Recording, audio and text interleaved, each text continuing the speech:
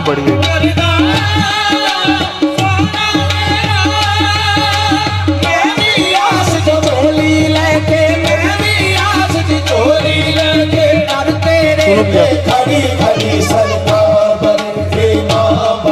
सुनो भैया आगे दुनिया नहीं तो देखे एकदम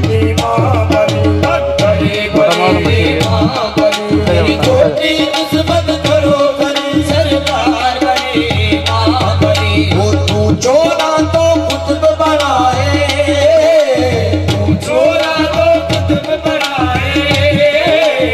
मछली वो बड़ी मछली है देख, वो बड़ी, बस बस बस, वो बड़ी